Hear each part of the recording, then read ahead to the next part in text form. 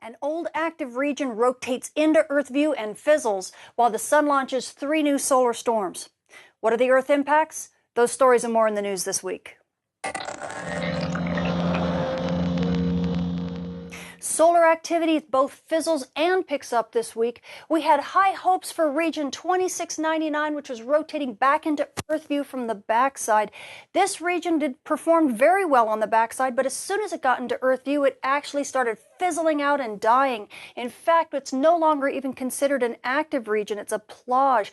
So this means you poor amateur radio operators and emergency responders, you were expecting a boost in the solar flux. That has not happened. That means radio propagation is still in poor conditions and will continue to be so all this week. Now, the only good news is that the sun has actually launched 3 solar storms, one in the north, one in the south, and one here at center disk. The one at center disk was actually a filament eruption, and it is Earth directed. It's not much in of itself, but we also have this big coronal hole. It's kind of a closing remnant coronal hole, but that should actually give it a little bit of a kick and potentially give us some decent storm conditions here, maybe on the 9th or around the 10th. Switching to your solar storm conditions and aurora possibilities over the coming week, we are anticipating the hit from that mini solar storm, that filament eruption that launched towards Earth, along with some fast wind from a remnant coronal hole, and we could see some disturbances as early as the 9th.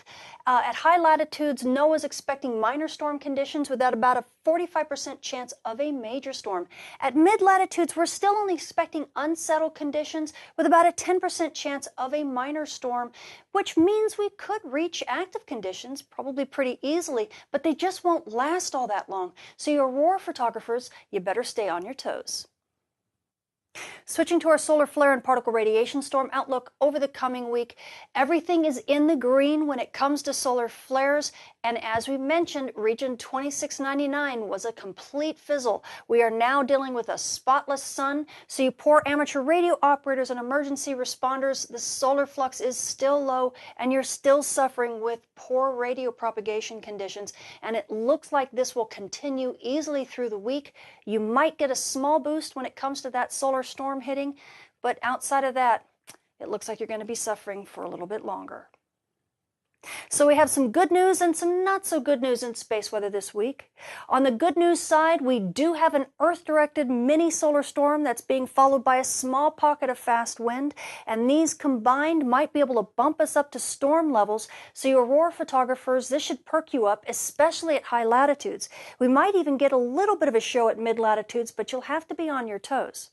Now, on the not-so-good news side, region 2699 that we was so hopeful about to bump up amateur radio propagation, it has completely fizzled. So we're still sitting in poor conditions for radio propagation this week, and it looks like it's going to continue to stay that way with a spotless sun.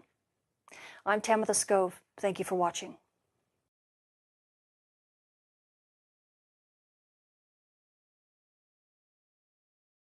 An old active region rotates into Earth view and fizzles while the sun launches 3 new solar storms. What are the Earth impacts?